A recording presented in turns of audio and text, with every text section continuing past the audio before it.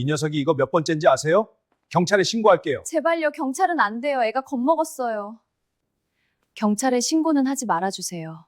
제가 변상할게요. 집에 가렴. 변상을 어떻게 하실 건데요? 혹시 일단 그럼 아저씨 집으로 같이 가죠. 통장 잔고 37,800원. 아들이 아이스크림을 훔쳤다는 전화를 받았을 때 제가 가진 전부였습니다. 그 남자가 저한테 뭐라고 했는지 아세요? 돈 없으면 다른 방법도 있다고 했어요. 그래서 저는 그날 밤 그 남자가 원하는 대로 했습니다. 근데 그게 끝이 아니었어요. 그 인간이 또 연락해 왔습니다. 다음에 또 만나자고 한 만나면 아들 학교에 다 알리겠다고. 이 이야기가 궁금하시다면 구독 버튼 한 번만 눌러주세요.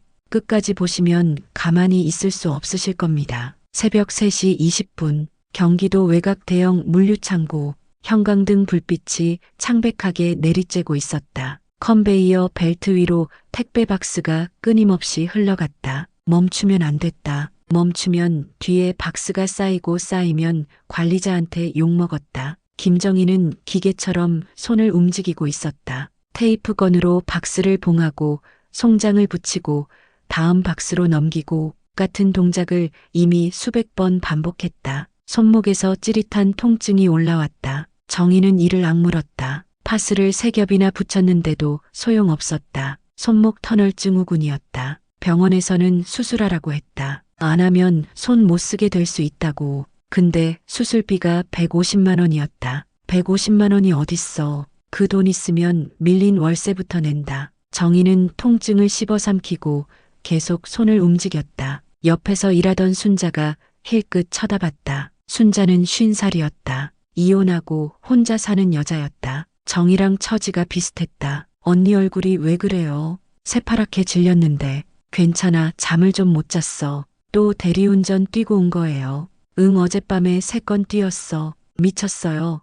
언니 언제 자요? 자긴 뭘 자. 정희가 툭 내뱉었다. 잘 시간이 어딨어. 순자가 혀를 찼다. 그러다 죽어요, 진짜. 죽으면 편하지. 농담이었다. 근데 가끔은 진심이기도 했다. 사실 정희 몸은 이미 한계였다. 45살인데 몸은 예순처럼 망가져 있었다. 손목 터널 증후군에 허리 디스크에 만성 피로에 병원 가면 갈 데가 한두 군데가 아니었다. 근데 병원비가 없었다. 아니, 정확히 말하면 병원 갈 시간이 없었다. 하루 스케줄이 이랬다. 새벽 3시부터 6시까지 물류창고에서 상하차 작업.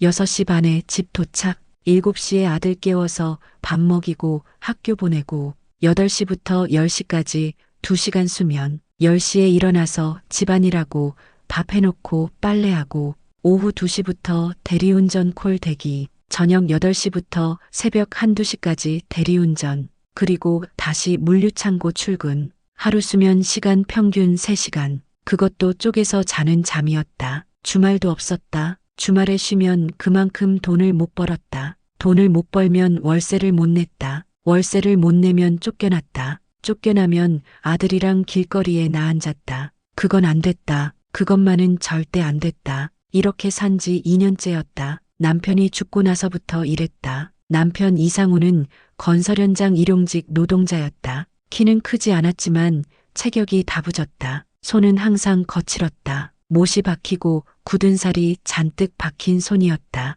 근데 그 손으로 정희 머리를 쓰다듬을 때는 한없이 부드러웠다. 2년 전 겨울이었다. 현장에서 전화가 왔다. 남편이 떨어졌다고. 2층 높이도 안 되는 곳이었다. 근데 머리를 잘못 찧었다. 안전모를 쓰고 있었는데도 운이 없었다. 병원으로 달려갔다. 남편은 중환자실에 있었다. 의식이 없었다. 정희는 중환자실 문 앞에서 3일을 버텼다. 먹지도 못하고 자지도 못하고 그냥 거기 앉아 있었다. 제발 깨어나세요. 제발이요. 3일째 되던 날 새벽 의사가 나왔다. 고개를 저었다. 죄송합니다. 심장이 찢어지는 것 같았다. 장례를 치렀다. 산재 처리가 됐다. 근데 보상금이 생각보다 적었다. 건설회사에서 남편 잘못이라고 우겼다. 작업 수칙 안 지켰다느니, 안전고리 안 걸었다느니, 거짓말이었다. 남편은 늘 조심했다. 근데 증거가 없었다. 싸우고 싶었다. 변호사를 만났다.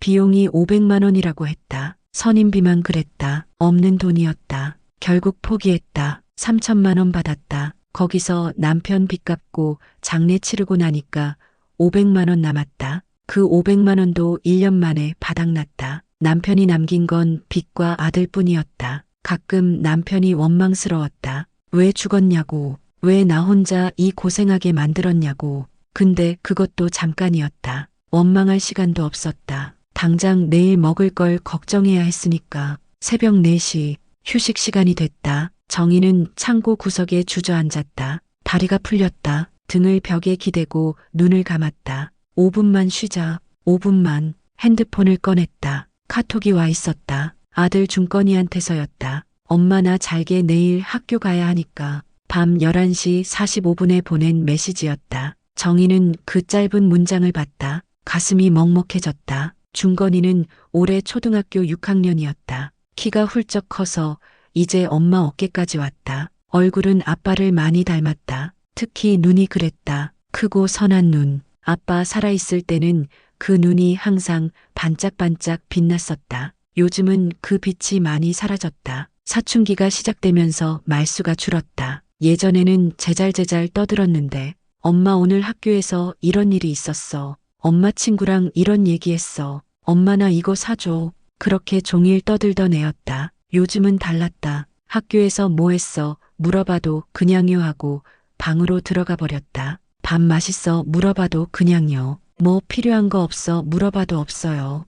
대화가 없어졌다. 그래도 이 녀석은 매일 밤 엄마한테 잘 자라는 카톡만큼은 보냈다. 빠뜨린 적이 없었다. 그게 정희한테는 유일한 위안이었다. 아, 이 녀석이 아직 나를 생각하고 있구나. 이 녀석이 나를 기다리고 있구나. 그 생각이 들면 힘이 났다. 정희는 답장을 보냈다. 응 엄마도 곧 들어갈게. 푹 자. 거짓말이었다. 집에 들어가려면 2시간은 더 있어야 했다. 근데 뭐 어쩌겠어. 사실대로 말할 수도 없고 아들한테 엄마 지금 새벽에 물류창고에서 박스 나르고 있어 라고 말할 수는 없잖아. 정희는 핸드폰을 주머니에 넣었다. 다시 눈을 감았다. 피곤했다. 온몸이 납덩이 같았다. 눈꺼풀이 천근만근 무거웠다. 그냥 이대로 잠들고 싶었다. 영원히. 잠깐 졸았다. 꿈을 꿨다. 꿈에서 남편이 나왔다. 웃고 있었다. 그 선한 눈으로 정희를 바라보고 있었다. 정희야,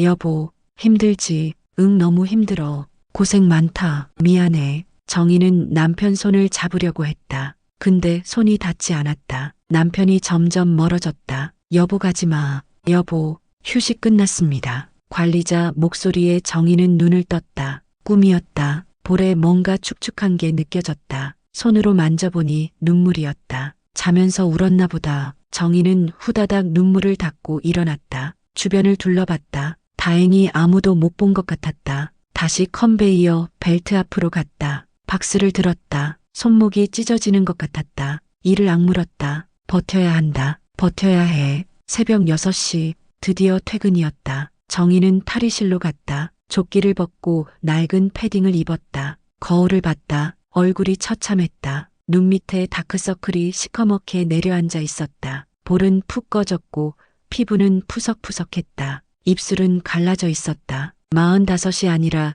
55처럼 보였다. 한때는 이 얼굴로 미인 대회에 나갔었다. 지방 미인 대회였지만 3등을 했다. 상장도 받았고 상금도 받았다. 26살 때였다. 그때는 예뻤다. 피부가 맑았고 눈이 반짝거렸다. 웃으면 예쁘다는 소리를 많이 들었다. 피팅 모델 일도 했다. 런웨이를 걸으면 카메라 플래시가 터졌다. 그때는 내 인생이 이렇게 될 줄 몰랐다. 정말 몰랐다. 지금은 그 모든 게 물류창고 야간 조끼 안에 숨겨져 있었다. 정희는 거울에서 눈을 돌렸다. 더 이상 보기 싫었다. 탈의실을 나왔다. 주머니에 오늘 일당이 들어 있었다. 52,000원. 4시간 일하고 받는 돈이었다. 시급으로 치면 13,000원. 최저시급보다 좀 높았다. 근데 이것도 비정규직이라 언제 잘릴지 몰랐다. 요즘 물류창고 알바도 경쟁이 치열했다. 젊은 애들이 많이 들어왔다. 20대, 30대, 체력 좋고 빠른 애들. 40대 아줌마는 점점 설 자리가 없어졌다. 언제 잘릴지 모른다는 불안감이 항상 있었다. 물류창고를 나서니 차가운 공기가 얼굴을 때렸다. 2월 말이었다. 아직 겨울이었다. 하늘이 어둑어둑했다. 해가 뜨려면 아직 멀었다. 버스 정류장까지 걸으면서 정희는 생각했다. 오늘 할 일, 집에 가서 아들 밥 차려주고 학교 보내고 2시간 자고 대리운전 콜 대기하고 오늘은 몇 건이나 잡힐까? 제발 5건은 잡혀야 하는데 5건 잡으면 10만 원은 버는데 그래야 이번 주 식비는 해결되는데 버스가 왔다. 정희는 맨 뒷좌석에 앉았다. 버스가 출발하자마자 눈이 감겼다. 집에 도착한 건 6시 40분이었다. 정희는 조용히 현관문을 열고 들어갔다. 신발을 벗으며 아들 방 쪽을 봤다. 불이 꺼져 있었다. 아직 자고 있다.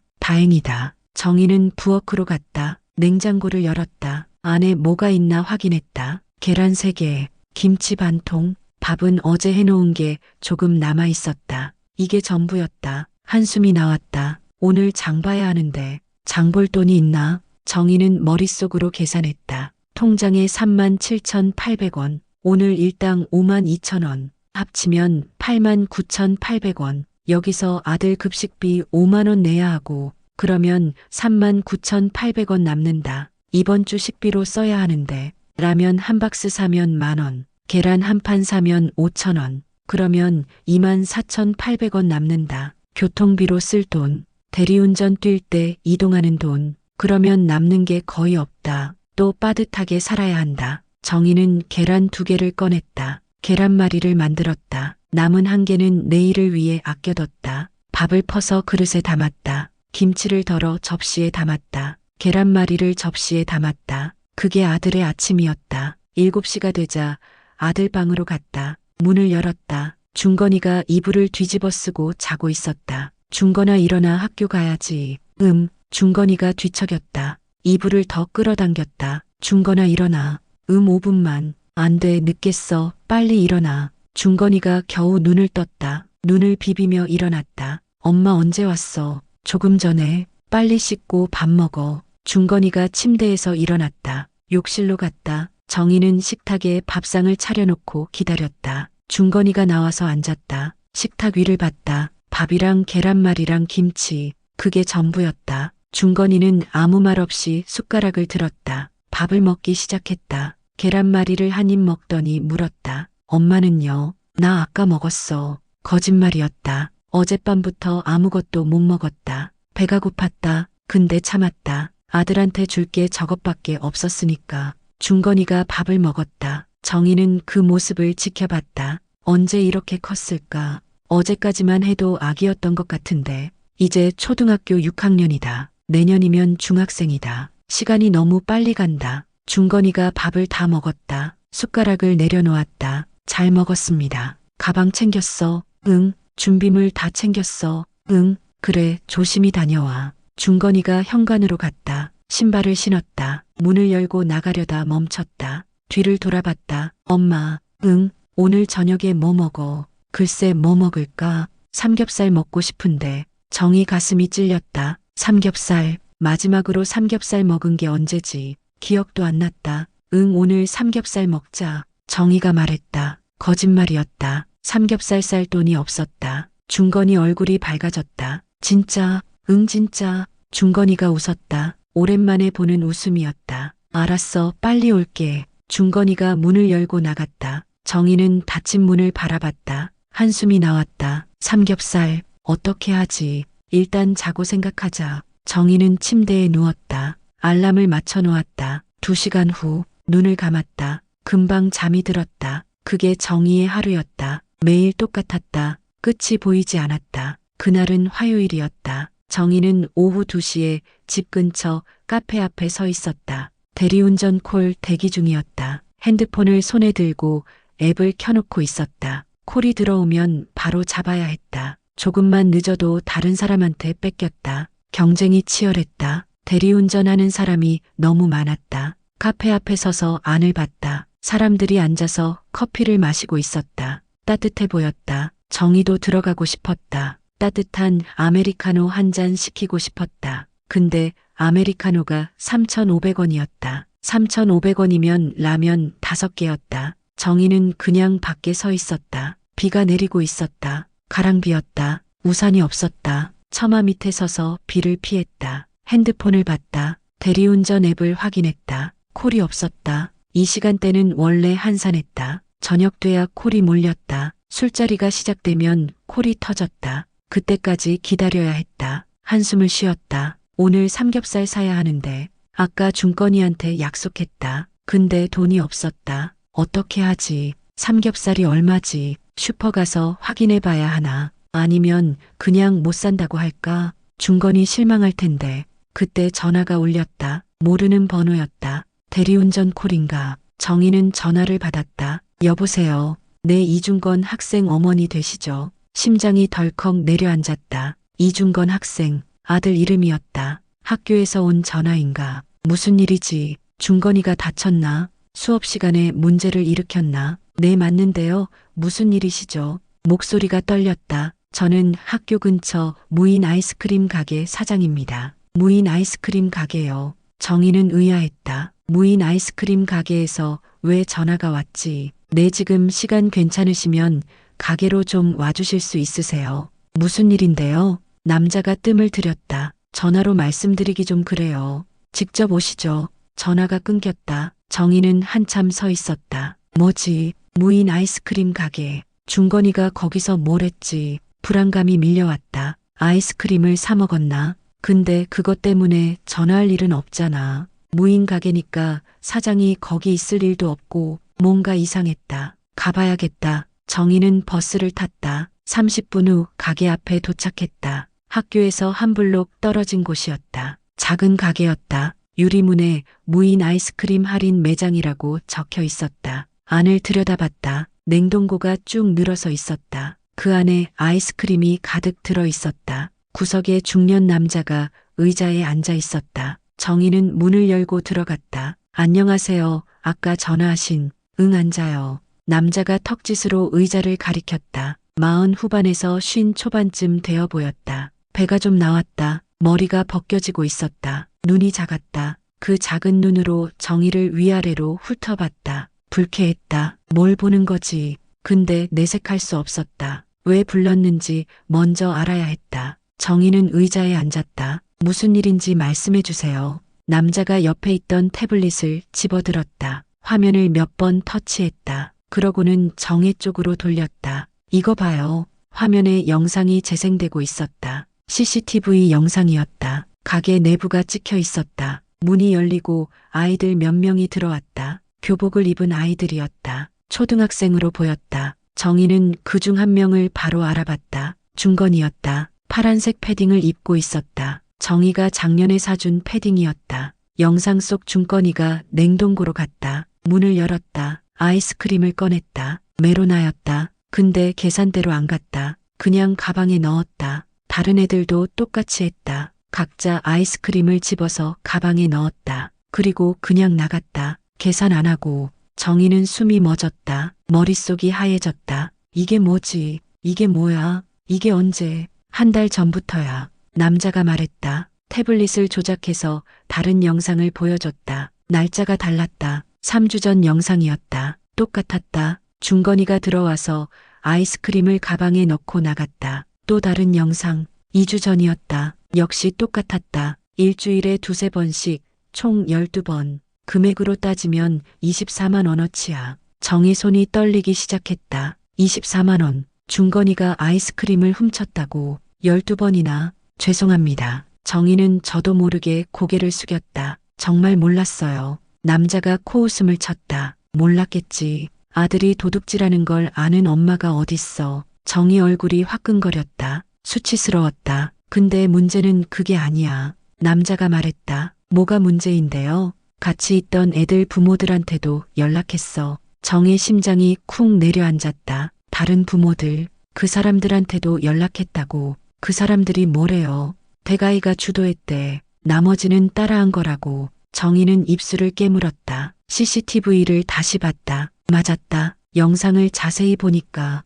항상 중건이가 먼저 들어갔다. 먼저 냉동고를 열었다. 먼저 아이스크림을 집었다. 먼저 가방에 넣었다. 나머지 애들은 그 뒤를 따라서 한 거였다. 우리 중건이가 그랬다고요. 영상이 증거야. 남자가 차갑게 말했다. 정희 눈앞이 캄캄해졌다. 사실 저도 애들이라서 그냥 넘어가려고 했어. 남자가 말을 이었다. 애들이 뭘 알겠어.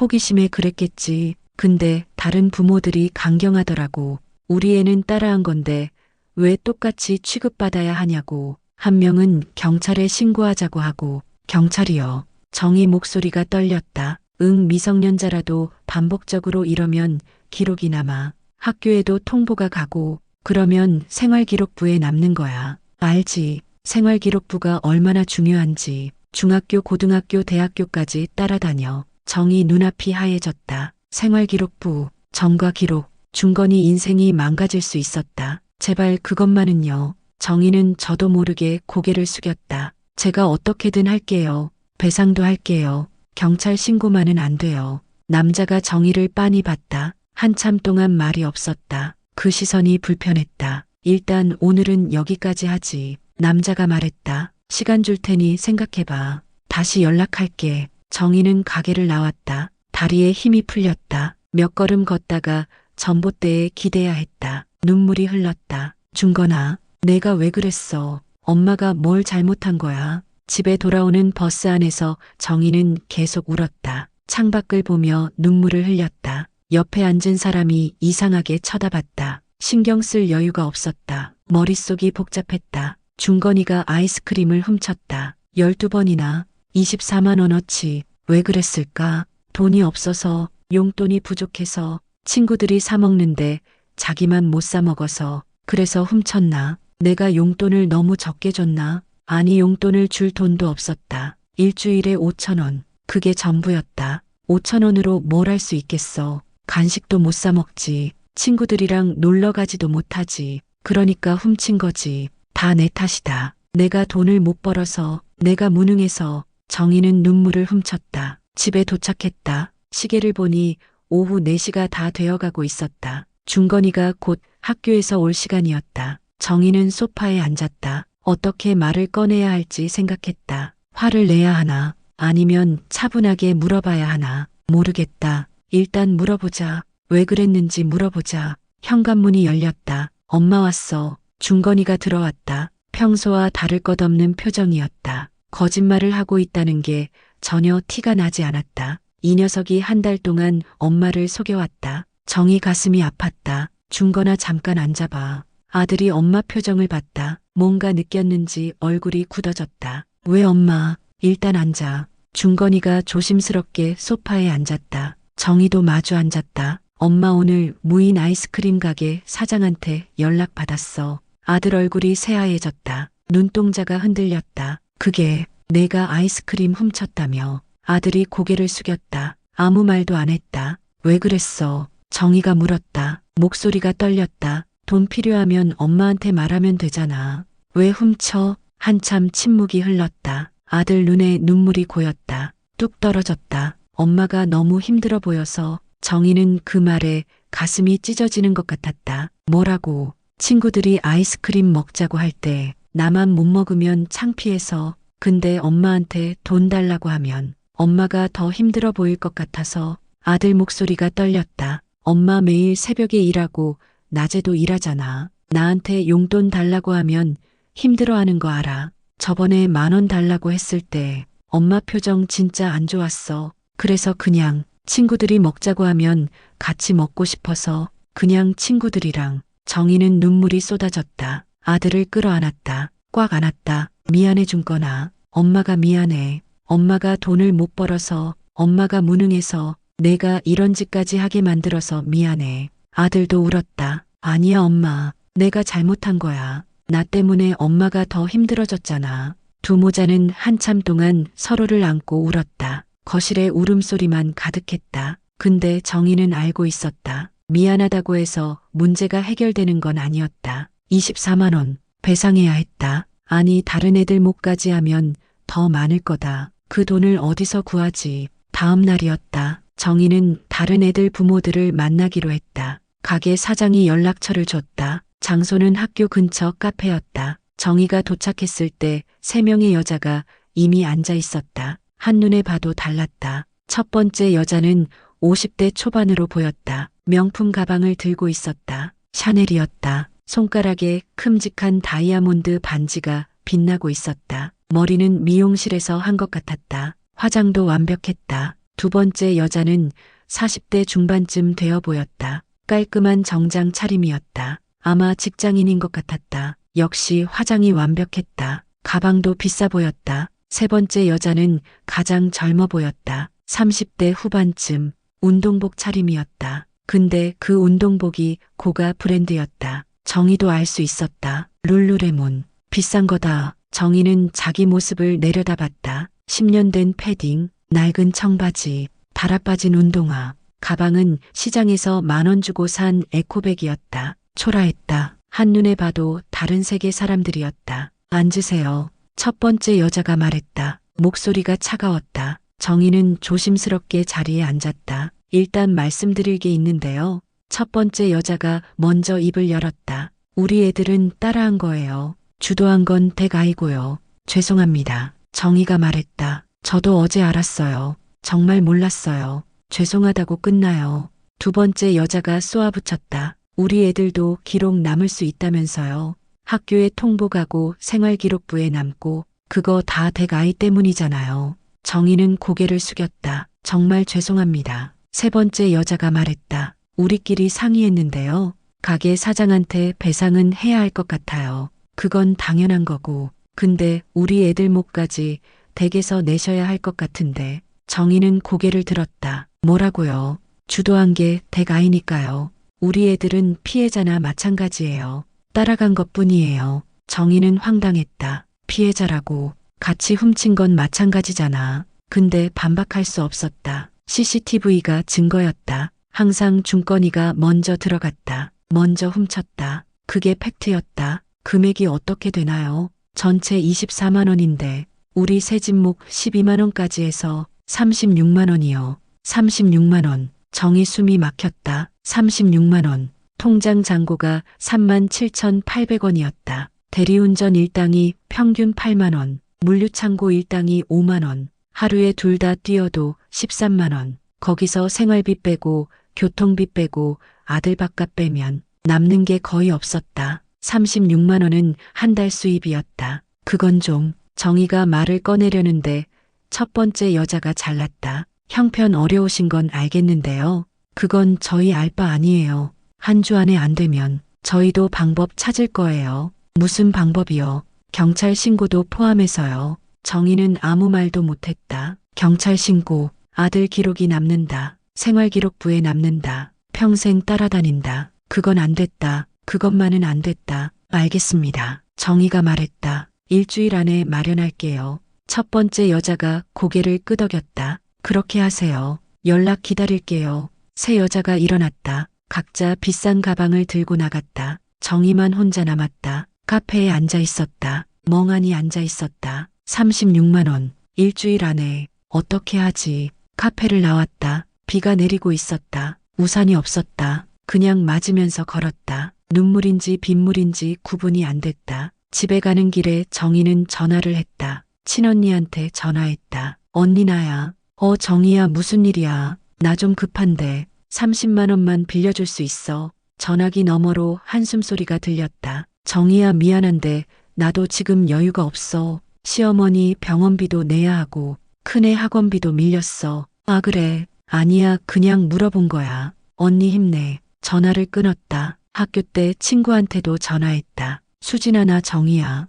정희야 오랜만이다. 무슨 일이야. 나 좀 급한데. 정희야 미안해. 수진이가 말을 잘랐다. 나도 요즘 힘들어. 남편이 실직했어. 아 그래. 아니야 힘내 수진아. 전화를 끊었다. 다른 사람들한테도 연락해봤다. 고등학교 때 친구, 대학교 때 동기, 예전 직장 동료. 다 비슷한 대답이었다. 다들 힘들다고 했다. 미안하다고 했다. 아무도 돈을 빌려줄 수 없었다. 은행에 갔다. 대출 상담을 받았다. 창구 직원이 컴퓨터를 두드렸다. 신용등급을 확인하더니 고개를 저었다. 죄송합니다. 신용등급이 너무 낮아서 대출이 어렵습니다. 다른 방법은 없나요? 직원이 미안한 표정을 지었다. 현재 상태로는 어렵습니다. 정희는 은행을 나왔다 막다른 길이었다. 사방이 벽이었다. 어디로 가야 할지 몰랐다. 비가 계속 내리고 있었다. 정희는 그냥 맞으면서 걸었다. 어차피 젖을 대로 젖었다. 집에 돌아왔다. 젖은 옷을 갈아입지도 않고 소파에 앉았다. 핸드폰을 봤다. 가게 사장한테서 문자가 와 있었다. 생각해봤어. 시간 많지 않아. 정희는 그 문자를 보며 눈물을 흘렸다. 어떻게 하지? 36만 원. 일주일 안에 불가능했다. 그날 밤 정희는 잠을 못 잤다. 천장만 바라봤다. 머릿속에서 온갖 생각이 맴돌았다. 돈을 구할 방법 없었다. 빌릴 사람 없었다. 대출 안 됐다. 그럼 어떻게 하지? 경찰에 신고되면 아들 기록이 남는다. 생활기록부에 남는다. 중학교, 고등학교, 대학교까지 따라다닌다. 취직할 때도 영향을 미친다. 아들 인생이 망가진다. 그건 안 됐다. 그것만은 절대 안 됐다. 새벽이 되도록 잠이 안 왔다. 사흘이 지났다. 정희는 돈을 구하지 못했다. 대리운전을 무리하게 뛰었다. 하루에 8건, 9건씩 뛰었다. 몸이 부서지는 것 같았다. 이틀 만에 12만 원 벌었다. 근데 그중 5만 원은 밀린 전기세로 나갔다. 전기가 끊기면 안 됐다. 전기 끊기면 냉장고 돌아가고 밥도 못하고 아들 숙제도 못하고 남은 건 7만 원. 36만 원에서 7만 원 빼면 29만 원. 아직 29만 원이 필요했다. 나흘 남았다. 불가능했다. 가게 사장한테서 연락이 왔다. 한번 와봐. 정희는 다시 가게를 찾아갔다. 가게 안에 사장이 앉아 있었다. 의자에 앉아서 정희를 기다리고 있었다. 표정이 이전과 달랐다. 뭔가 기대하는 듯한 눈빛. 정희는 불안했다. 앉아. 사장이 말했다. 정희가 의자에 앉았다. 돈 마련했어. 아직이요. 정희가 말했다. 시간 좀 더 주세요. 사장이 한숨을 쉬었다. 나도 장사하는 사람이야. 무한정 기다릴 수 없어. 알아요. 일주일만 더요. 제발이요. 사장이 정희를 빤히 봤다. 위아래로 훑는 눈빛. 가슴 쪽을 보고 허리 쪽을 보고 다리 쪽을 봤다. 정희는 소름이 끼쳤다. 저도 모르게 옷깃을 여몄다. 뭘 보는 거지? 이 남자 뭐야? 있잖아. 사장이 입을 열었다. 네. 돈 없으면 다른 방법도 있어. 정희는 그 말의 의미를 바로 알아챘다. 몸이 굳었다. 심장이 얼어붙는 것 같았다. 무슨 말씀이세요? 사장이 웃었다. 역겨운 웃음이었다. 입꼬리가 올라갔다. 눈은 웃지 않았다. 너 예전에 피팅 모델 했다며. 정희는 놀랐다. 그걸 어떻게 아세요? 인터넷에 검색해봤어. 아들 이름으로 검색하다가 어머니 이름이 나오더라. 김정희. 미인대회 입상 기록도 있더라. 정희는 소름이 끼쳤다. 이 남자가 자기를 조사했다. 이름을 검색했다. 과거를 뒤졌다. 뭔가 노리고 있었다. 지금도 충분히 예뻐. 사장이 말했다. 관리만 좀 하면 더 예쁠 것 같은데. 그만하세요. 정희가 일어나려 했다. 사장이 말했다. 경찰에 신고하면 애 기록 남아. 알지. 중학교, 고등학교, 대학교까지 따라다녀. 정희는 그 자리에 얼어붙었다. 다시 주저앉았다. 다리에 힘이 빠졌다. 알잖아. 요즘 세상이 어떤지. 정과 있으면 취직도 힘들어. 군대도 문제 생길 수 있고 요즘 기업들 신원조회 다 해. 정희 눈에 눈물이 흘렀다. 왜 이러세요? 제가 뭘 어쨌다고 이러세요? 사장이 태연하게 말했다. 기회를 주는 거야. 하룻밤이면 끝나. 36만 원 없던 일로 해줄게. 경찰 신고도 안 하고 학교 통보도 안 해. 깨끗하게 끝내는 거야. 정희 손이 떨렸다. 온몸이 떨렸다. 이건 협박이었다. 아들의 미래를 볼모로 한 협박. 생각할 시간 줄게. 사장이 말했다. 내일까지 연락해. 사장이 일어나서 가게 문을 열어줬다. 현명한 선택해. 정희는 가게를 나왔다. 다리가 풀려서 몇 걸음 걷다가 인도에 주저앉았다. 눈물이 쏟아졌다. 왜 나한테 이러는 거야? 내가 뭘 잘못했다고. 왜 자꾸 이런 일만 생기는 거야? 지나가는 사람들이 쳐다봤다. 이상한 눈으로 봤다. 신경 쓸 수 없었다. 한참을 울었다. 해가 지고 어두워지고 나서야 겨우 일어났다. 집으로 가는 길. 정희는 생각했다. 어떻게 하지?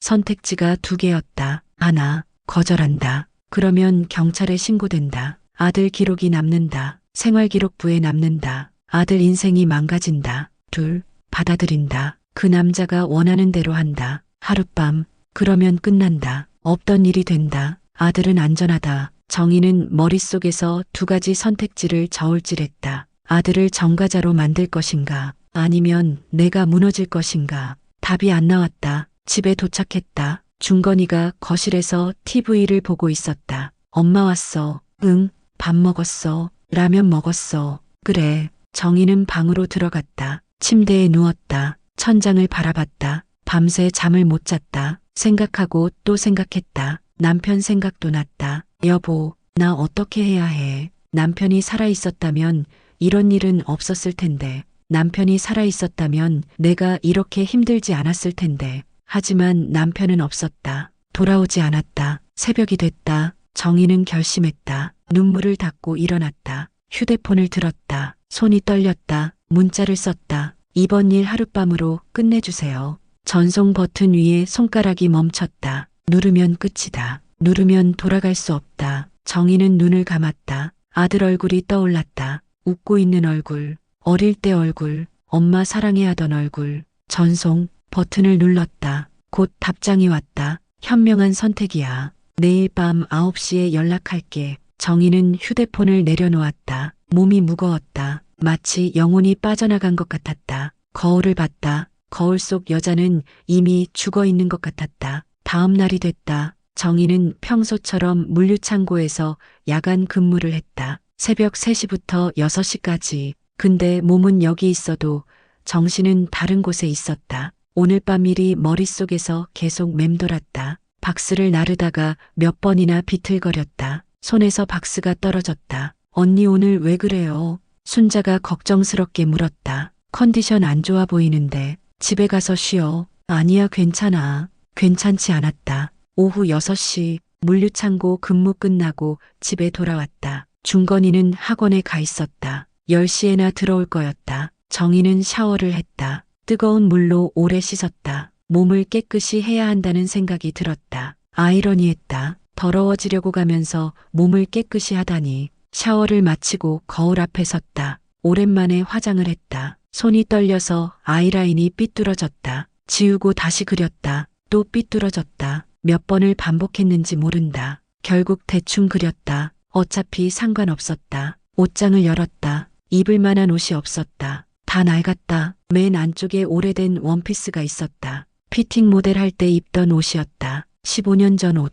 꺼내서 입어봤다. 이제는 몸에 맞지 않았다. 배가 나왔고 가슴이 처졌다. 허리도 예전 같지 않았다. 그래도 다른 것보단 나았다. 9시가 됐다. 전화가 울렸다. 네, 주소 보낼게. 거기로 와. 문자가 왔다. 주소를 확인했다. 모텔이었다. 낯선 동네였다. 집에서 택시로 30분 거리. 다리가 떨렸다. 현관문을 열려는데 갑자기 핸드폰이 울렸다. 중건이었다. 엄마 나 학원 끝났어. 배고픈데 뭐 먹을 거 있어? 정희는 목소리를 최대한 밝게 하려고 애썼다. 냉장고에 라면 있어. 엄마 잠깐 나갔다 올게. 늦지 않게 들어올 테니까 먼저 자. 응 알았어. 조심해. 전화를 끊었다. 정희는 눈물이 흘렀다. 중건아 엄마 미안해. 택시를 탔다. 기사에게 주소를 불렀다. 목소리가 떨렸다. 기사가 백미러로 쳐다봤다. 손님 괜찮으세요? 네 괜찮아요. 괜찮지 않았다. 모텔에 도착했다. 30분이 걸렸다. 낯선 동네였다. 허름한 거리였다. 모텔 간판에 불빛이 깜빡이고 있었다. 네온사인 글자 중 하나가 나가 있었다. 입구에 남자가 서 있었다. 사장이었다. 왔구나. 정희를 보며 웃었다. 예쁘게 하고 왔네. 정희는 아무 말도 하지 않았다. 말이 나오지 않았다. 남자가 앞서 걸었다. 정희는 따라갔다. 다리가 천근만근이었다. 계단을 올라갔다. 2층 3255. 남자가 문을 열었다. 방 안으로 들어갔다. 낡은 방이었다. 침대가 하나 있었다. 창문은 커튼으로 가려져 있었다. 냄새가 났다. 담배 냄새랑 뭔가 섞인 냄새. 문이 닫혔다. 잠기는 소리가 들렸다. 찰칵. 정희는 눈을 감았다. 그리고 그 밤이 시작됐다. 시간이 얼마나 지났는지 모르겠다. 1시간인지 2시간인지 3시간인지. 정희는 몸이 여기 있으면서 정신은 어딘가 멀리 가 있었다. 천장을 바라봤다. 얼룩이 있었다. 누런 얼룩.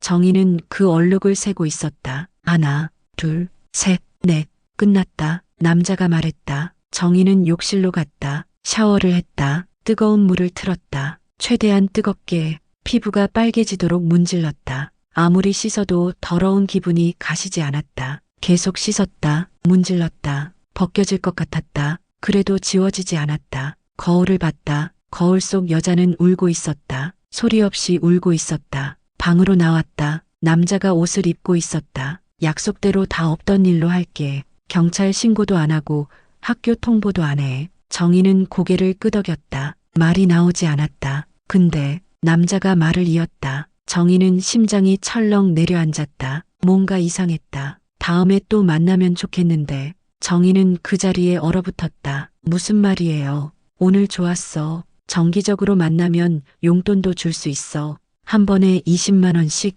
어때? 정희는 분노가 치밀어 올랐다. 이 인간이 지금 무슨 소리를 하는 거지? 하룻밤으로 끝이라고 했잖아. 그게 조건이었잖아. 하지만 참았다. 일단 여기서 나가야 했다. 생각해 볼게요. 정희는 옷을 입었다. 가방을 들었다. 문을 열고 나왔다. 모텔을 나왔다. 새벽 2시였다. 거리에는 아무도 없었다. 택시를 잡았다. 차에 타자마자 눈물이 쏟아졌다. 참을 수가 없었다. 기사가 백미러로 쳐다봤다. 하지만 아무 말도 하지 않았다. 집으로 가는 30분 동안 정희는 계속 울었다. 집에 도착했다. 현관문을 열고 들어갔다. 조용했다. 중건이 방 불이 꺼져 있었다. 자고 있다. 정희는 아들 방에 살짝 들어갔다. 아들의 잠든 얼굴을 바라봤다. 평화로운 얼굴이었다. 아무것도 모르는 얼굴이었다. 미안해 준건아. 엄마가 널 지켜줄게. 무슨 일이 있어도 널 지켜줄게.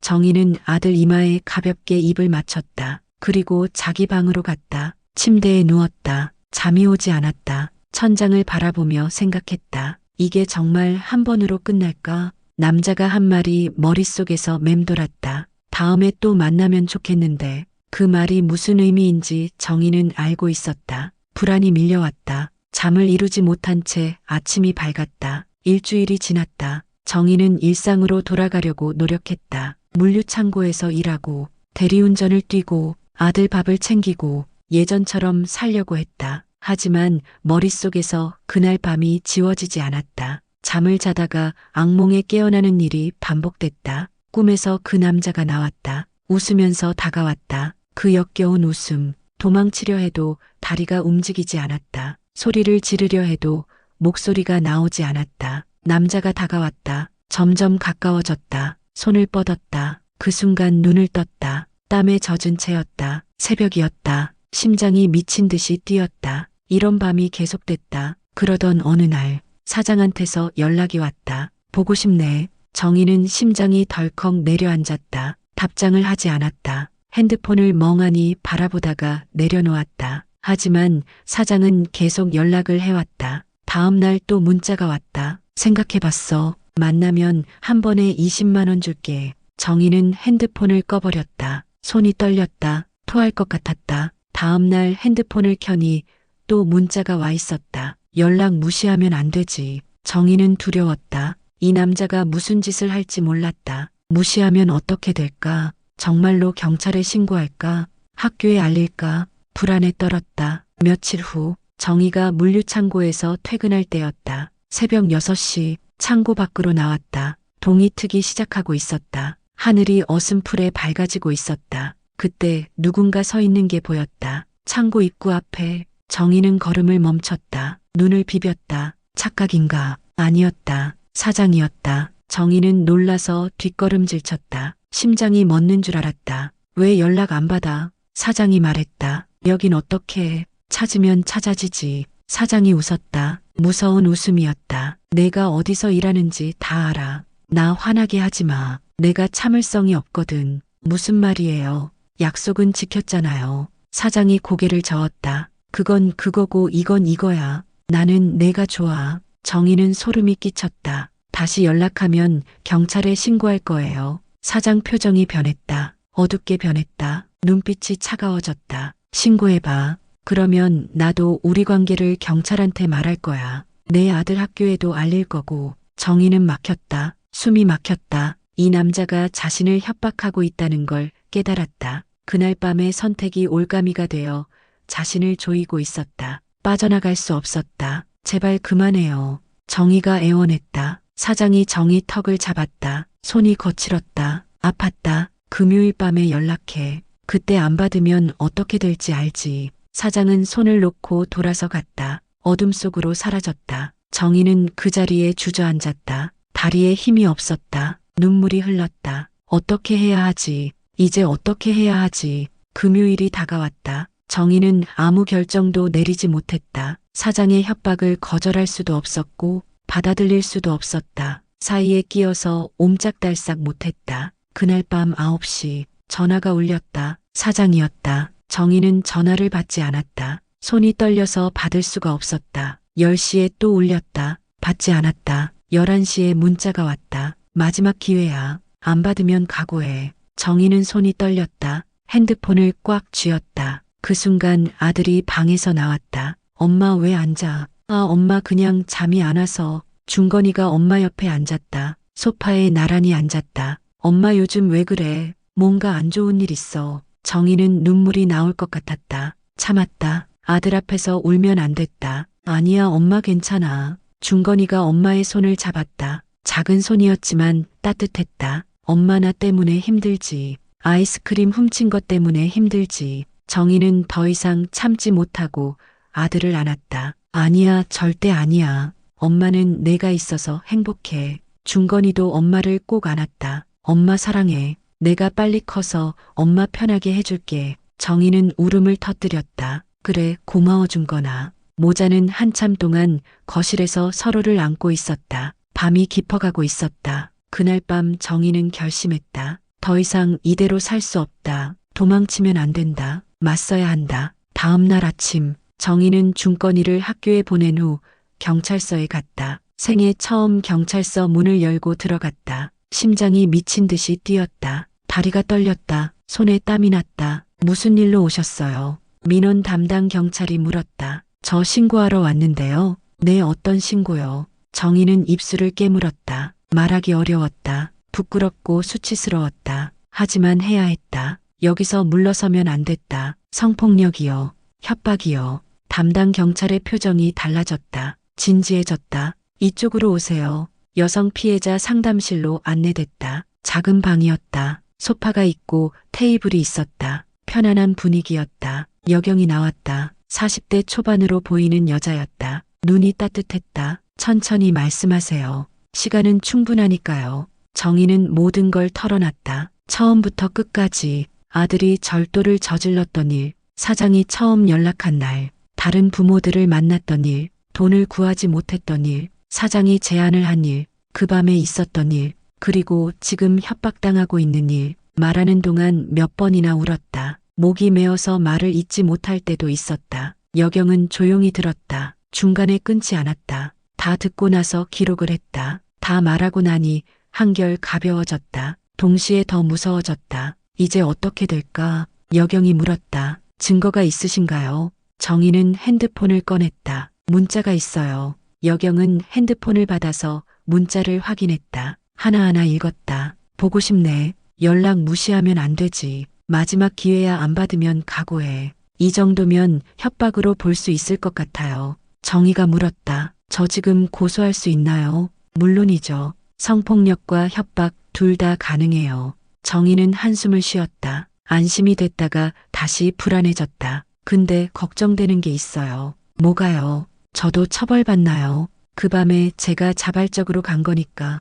여경이 고개를 저었다. 어머니, 그 상황이 자발적이었나요? 정희는 멈칫했다. 자발적? 맞다. 나는 스스로 갔다. 남자가 총을 들이대거나 칼로 위협한 건 아니다. 내가 문자를 보냈다. 내가 택시를 탔다. 내가 모텔로 갔다. 여경이 말을 이었다. 아드님 일을 빌미로 한 거잖아요. 아이의 미래를 위협한 거예요. 경찰에 신고하겠다고, 생활기록부에 남게 하겠다고. 이건 자발적인 게 아니에요. 협박에 의한 착취예요. 정희는 그 말에 울음이 터졌다. 처음으로 누군가가 자신 편을 들어줬다. 처음으로 자신이 피해자라고 말해줬다. 그리고 아드님 절도건도 걱정하지 마세요. 여경이 말했다. 미성년자의 경미한 절도는 훈방으로 끝나는 경우가 많아요. 경찰에 신고됐다고 무조건 전과가 남는 게 아니에요. 특히 초범이고 금액이 크지 않으면요. 정희는 믿을 수가 없었다. 정말요?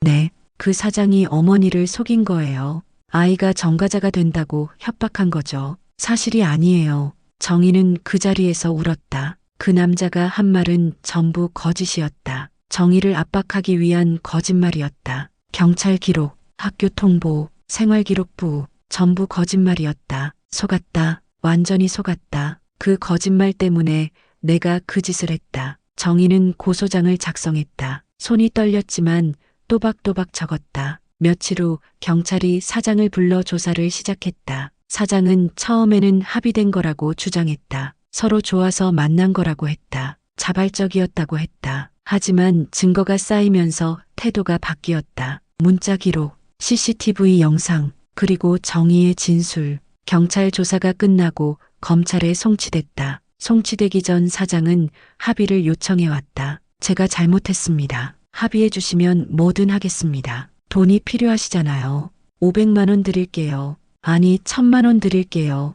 정희는 고개를 저었다. 합의 안 해요. 왜요? 돈이 필요하신 거 아세요? 저 없으면 어떻게 살려고요? 정희가 차갑게 말했다. 당신이 준 돈 필요 없어요. 사장은 결국 재판에 넘겨졌다. 몇 달 후 첫 번째 공판이 열렸다. 정희는 법정에 섰다. 증인석에 앉았다. 사장이 피고인석에 앉아 있었다. 눈이 마주쳤다. 사장은 고개를 숙였다. 예전에 그 뻔뻔한 모습은 없었다. 정희는 떨리는 목소리로 진술을 했다. 그날 밤 무슨 일이 있었는지, 그 후 어떤 협박을 받았는지 말하는 동안 눈물이 흘렀다. 하지만 끝까지 말했다. 판결이 나왔다. 징역 2년 집행유예 3년. 정희는 법정을 나왔다. 하늘을 올려다봤다. 맑은 하늘이었다. 집행유예라니 감옥에 가는 것도 아니었다. 이게 정의인가? 씁쓸했다. 하지만 적어도 끝이 났다. 더 이상 그 남자에게 시달리지 않아도 됐다. 중건이는 경찰에서 훈방 처리됐다. 생활기록부에 기록도 남지 않았다. 정희가 그토록 두려워했던 일은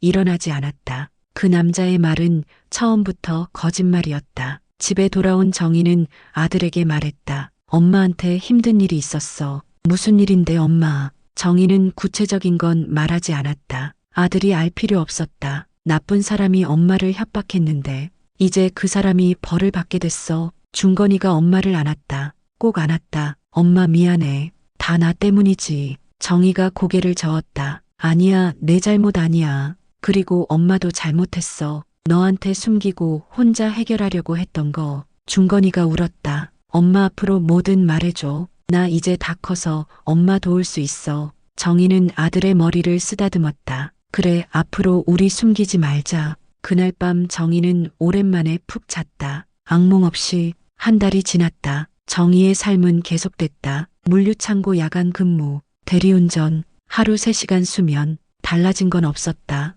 기적은 일어나지 않았다. 로또에 당첨되지도 않았고 갑자기 부자가 되지도 않았다. 정희는 여전히 새벽에 일어나 박스를 나르고 오후에 대리운전을 뛰고 밤늦게 집에 돌아왔다. 아니 하나 달라졌다. 정희는 이제 아들에게 솔직해졌다. 엄마 오늘 힘들어. 그러면 오늘은 대리운전 쉬어. 아들이 말했다. 아니야, 월세 내야 해. 중건이는 더 이상 아이스크림을 달라고 하지 않았다. 대신 학교 급식을 남겨서 집에 가져왔다. 우유를 안 마시고 가져왔다. 엄마 이거 먹어. 오늘 빵 나왔어. 맛있더라. 정희는 그 빵을 받았다. 고마워 중건아. 어느 날 정희는 병원에 갔다. 손목 터널증 후군이 심해져서 더 이상 참을 수 없었다. 밤에 손이 저려서 잠을 잘 수가 없었다. 의사가 검사 결과를 보며 말했다. 수술하셔야 해요. 이대로 두면 손을 못 쓰게 될 수도 있어요. 수술비가 얼마나 들어요?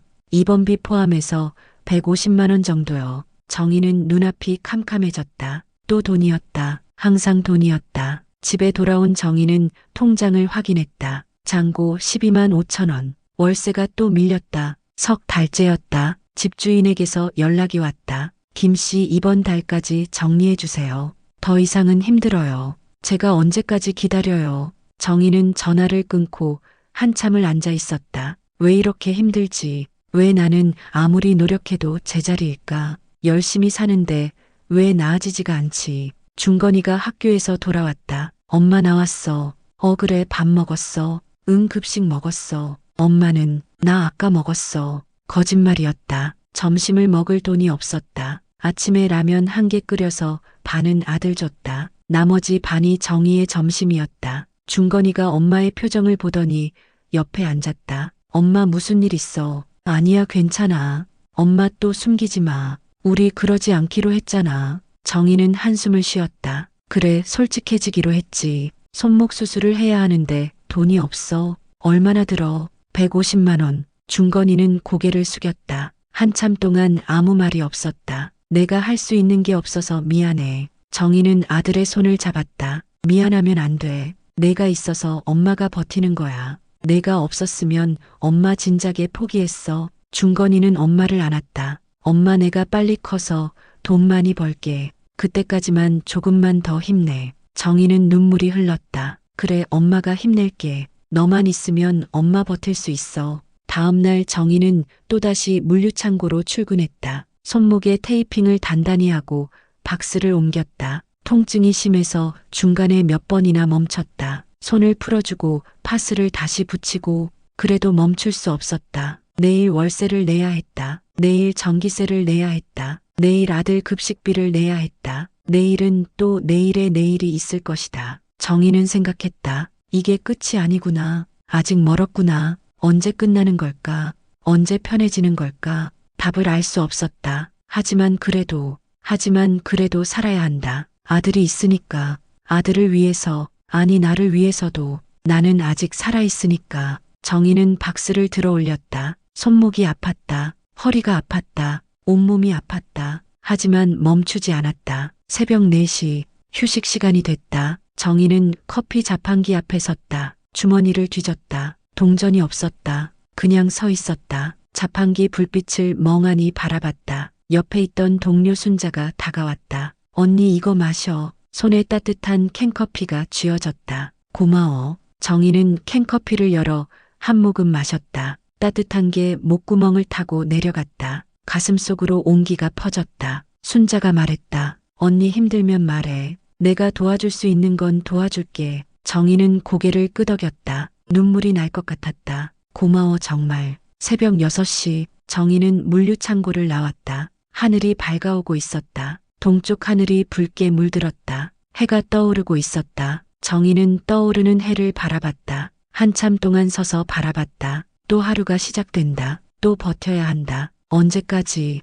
모르겠다. 하지만 포기할 수는 없다. 정희는 걸음을 옮겼다. 버스 정류장을 향해, 집을 향해, 아들을 향해, 그리고 내일을 향해. 발걸음이 무거웠다. 손목이 쑤셨다. 허리가 아팠다. 눈이 따가웠다. 하지만 멈추지 않았다. 멈출 수가 없었다. 해가 완전히 떠올랐다. 세상이 밝아졌다. 근데 정희 앞은 여전히 어두웠다. 언제 밝아질지 모르겠다. 아니, 밝아지기는 할까? 모르겠다. 그냥 오늘 하루만 버티자. 내일은 내일 생각하자. 정희는 걸었다. 계속 걸었다. 오늘 이야기는 여기까지입니다. 정희는 아직도 물류창고에서 일하고 있습니다. 아직도 대리운전을 띱니다. 손목 수술은 미뤄졌습니다. 월세는 또 밀렸습니다. 기적은 일어나지 않았습니다. 정희 삶은 여전히 힘듭니다. 하지만 정희는 버티고 있습니다. 해피엔딩이 아닙니다. 이게 현실입니다. 수많은 정희들이 지금도 버티고 있습니다. 그 사장은 집행유예 받았습니다. 감옥도 안 갔습니다. 이게 정의입니까? 모르겠습니다. 오늘 영상이 마음에 남으셨다면 좋아요와 구독 부탁드립니다. 다음 영상에서 뵙겠습니다.